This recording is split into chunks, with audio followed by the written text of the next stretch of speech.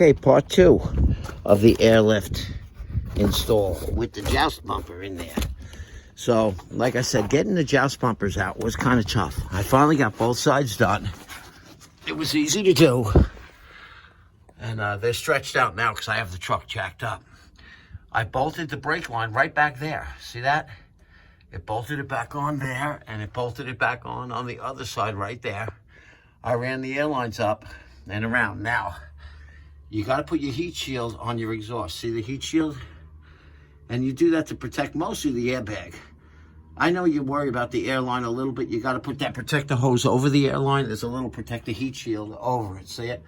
But I ran the pipe, the air hose away from it as best I could and tied it up tightly so it shouldn't move.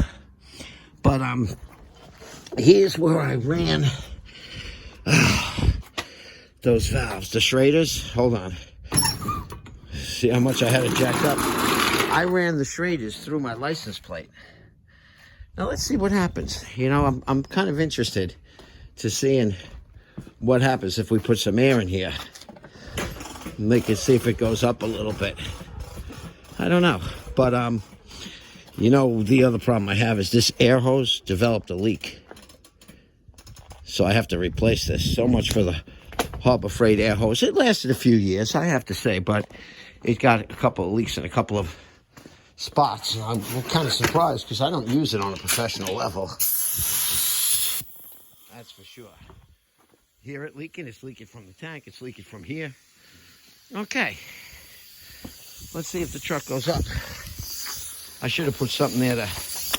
You know what we'll do? We'll put the jack up right even with the hitch.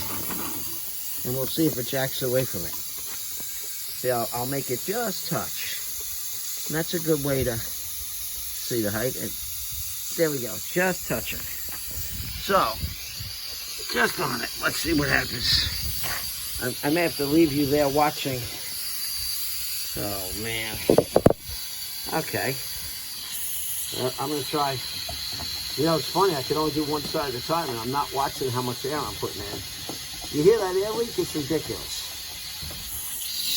Let's see. Oh, my God. I can kind of crimp it.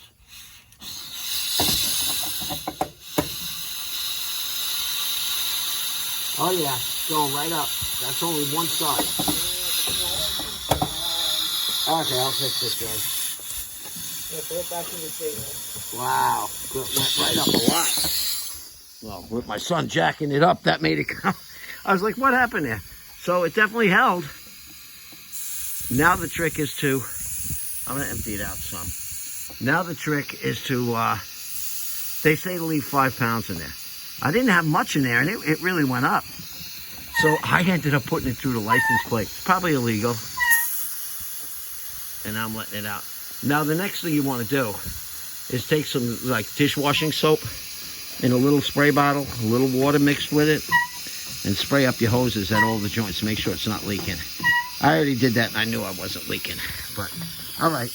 He jacked it up on me. Oh, these kids. So, all right. I hope that helped anybody. I'm real happy with the way it came out. It wasn't a bad installation. It was tougher than you think. Those jousts are still sitting under my truck. Those things are pretty hard to pull out. Harder than you think. There's no bolt in the middle, but here's your airbags. Happy, happy.